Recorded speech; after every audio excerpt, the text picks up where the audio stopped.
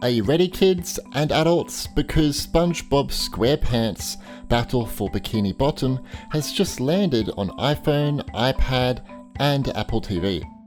A game brought to you by Purple Lamp and published by THQ Nordic, the mobile edition is by Handy Games.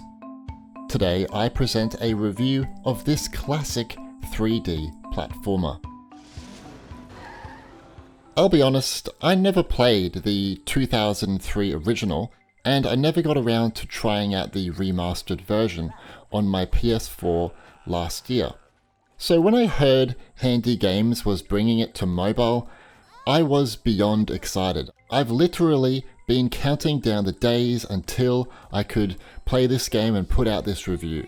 It makes sense on Apple devices as the game is available on most other platforms out there. What you get here is full controller support, Game Center support, so your save progress is transferred between devices, high-end visuals and modern resolutions, quality sound design, and the same main story lasting for around 10 hours. For completionists, it's about 14 hours if you want to go for 100% by completing all the stages. What's missing is the couch co-op and online multiplayer mode, which has about 50 minutes of gameplay. I understand why this was removed from the iPhone and iPad version due to their smaller displays, but it's a massive shame it's not available on Apple TV, as this is pretty much a console setup. Perhaps the hardware was just not powerful enough for dealing with two playable characters and these particular scenes. The game's touchscreen controls are as good as they can be, however, they are a little awkward for certain situations. For example, moving slowly with the on-screen left joystick is difficult, and when sliding down hills or rolling, it can be easy to accidentally go off course. So if you can, definitely play with a controller. Just note, the controller layout is set for an Xbox controller. This may be a little confusing for players with a PS4 controller or an MFI controller, but it should only be a minor inconvenience. In the game, you obviously get to play as the one and only SpongeBob, but also Patrick and Sandy. Together, you will visit iconic locations from Bikini Bottom, the Krusty Krab, characters' houses, Goo Lagoon, Jellyfish Fields, and Rock Bottom, to name a few. In each location, Evil Plankton has let loose a bunch of rampant robots and bosses. Each character does have their own set of abilities and powers that can be used to defeat these pesky enemies and to solve puzzles, and for reaching challenging locations. As you progress through the story, you'll unlock more abilities and powers, and they are super fun to use.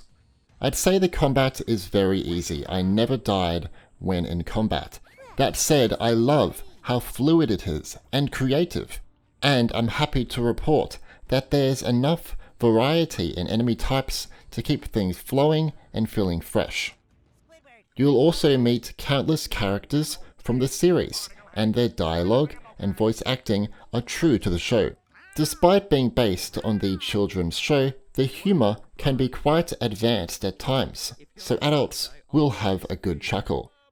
There is also a little issue with subtitles. You see, the dialogue sometimes continues on in the background, even if you haven't pressed the button to move to the next subtitle section. Tell you what I'm gonna do.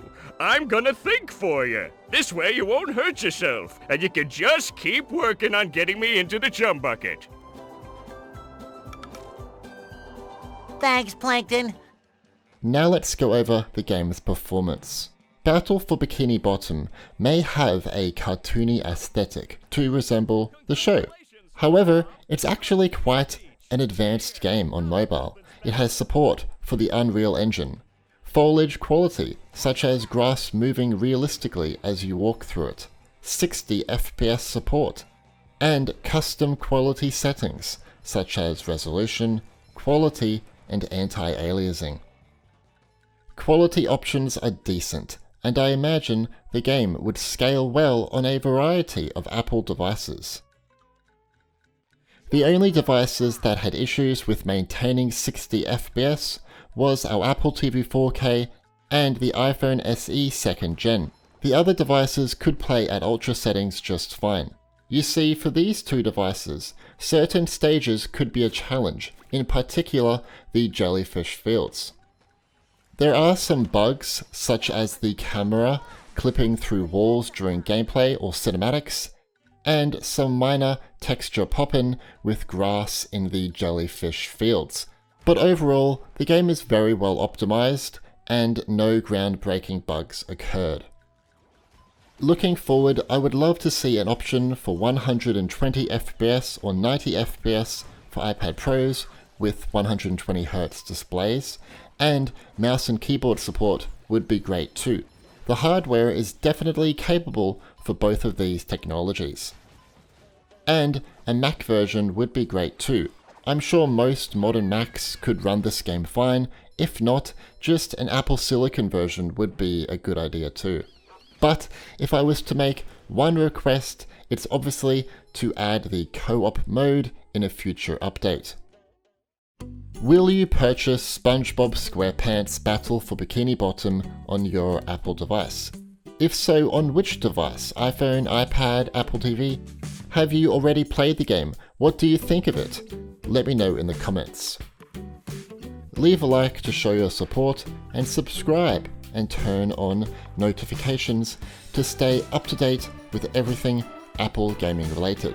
Anyway, my name's Stewie, and thanks for watching.